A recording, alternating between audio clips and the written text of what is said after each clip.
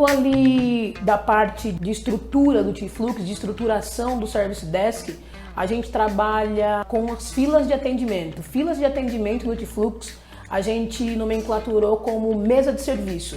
A mesa de serviço, a gente teve a ideia ali, ao desenvolver o T-Flux, a ideia é trazer noções básicas de ITIL ali para a parte das mesas, do Service Desk, possibilitando que a gente crie as filas de atendimento e conforme a demanda que vai entrar naquela fila, a gente vai possibilitar que você faça as diferenciações entre SLAs e também crie os fluxos de cada fila de atendimento também.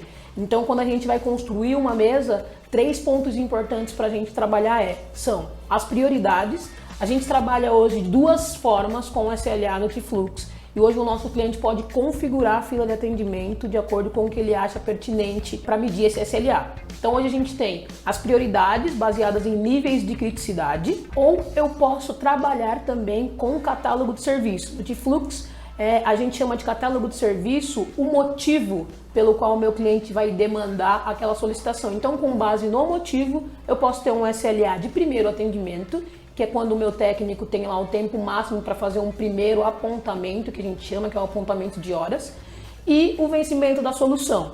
Então, ou eu uso um, ou eu uso o outro, mas claro que se eu optar por utilizar a criticidade, eu consigo utilizar o catálogo de serviço para catalogar no final da solicitação, para que depois eu tenha um relatório para entender quais os motivos que mais acontecem em abertura de chamado, quais os chamados que estão gerando mais recorrência, enfim. Então a gente possibilita que você trabalhe com os dois, mas aí você vai escolher como você vai medir esse SLA ali. É bacana comentar que quem está familiarizado com a ITIL, com as boas práticas de ITIL, tem as recomendações, né, de você organizar as mesas ou criar as mesas para mudança, incidente, problema. E aí que o T-Flux foi criado justamente para ajudar a democratizar o uso do ITIL no que tange a Service Desk. E como a Faiola falou, existe, além de você ter a liberdade de criar várias filas conforme a necessidade que você tem, você consegue dar o peso de criticidade que é alto, médio, baixo ou crítico, que é uma forma de você gerenciar a criticidade, né, e a prioridade. E existe um segundo ponto que muitas vezes você tem a liberdade de ter ou não ter, porque hoje o T-Flux você tem 3 formas de quando uma solicitação entra. Simplesmente você responder o chamado e finalizar. Existe um outro ponto que é você ter o controle de SLA, aí sim ativa o timesheet, que é para você controlar tempos, e aí a Faiola falou no tempo de início de atendimento, que é um tipo de SLA, e o T-Flux também gerencia o tipo, o SLA de tempo de resolução. Então você consegue ter a visão dos 2 mundos, que é o primeiro atendimento, ou em quanto tempo você tem que atender, e outra é o SLA que você tem que ter para resolver o problema.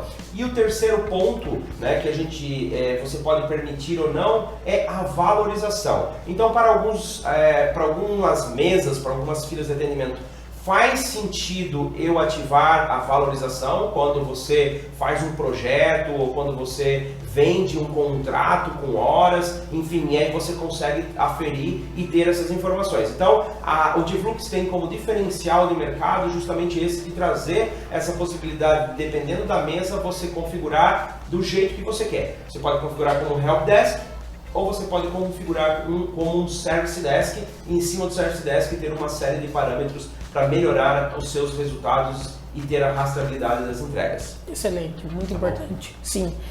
Um terceiro fator aqui, uma terceira questão que a gente tem ainda dentro da fila de atendimento, que eu gosto sempre de falar, é a possibilidade de a gente criar, a gente chama de estágio dentro da fila de atendimento. Nada mais é que o fluxo pela qual aquela solicitação vai passar.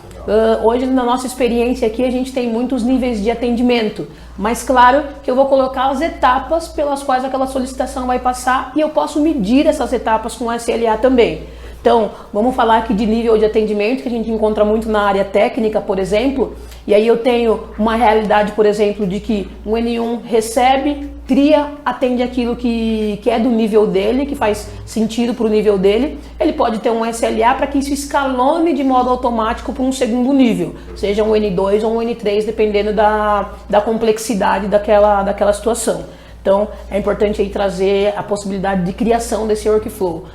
O T-Flux deixa você bem à vontade para você construir a tua realidade dentro do T-Flux, para que você consiga organizar dentro da nossa solução a maneira com a qual você já trabalha hoje. Tá? Claro, com adaptações que podem acontecer, mas sem dúvida nenhuma dá para você colocar a sua realidade dentro da nossa solução. E o bacana é que cada estágio existe um procedimento de entrada e um procedimento de saída que você pode configurar. Pode ser o envio de um e-mail para justamente a pessoa do outro lado, o solicitante, saber como que está escalonando ou em que estágio que está aquela solicitação de atendimento. Então é importante deixar isso claro. E também é bacana comentar que para determinadas filas de atendimento você pode criar os nomes como faz sentido para você, por exemplo, numa mesa de mudança. Então, na mesa de mudança pode ter lá o estágio que é a solicitação e aquisição de equipamento. Aí depois vem um outro estágio que é justamente o recebimento do equipamento. Um outro estágio que é a preparação do equipamento. E o quarto estágio é a implantação do equipamento. Então, enfim, você pode criar e é utilizado o T-Flux hoje em áreas como marketing, RH, facilities, SAC, né, que é solicitação de atendimento do cliente, que esses estágios você configura como um workflow, onde basicamente você tem um pendente e um finalizado, e todo o resto o T-Flux dá essa liberdade para você, como num fluxograma, organizar esse fluxo que faz sentido para aquela mesa, para aquela fila que você deseja configurar. Perfeito, isso aí. Perfeito, perfeito.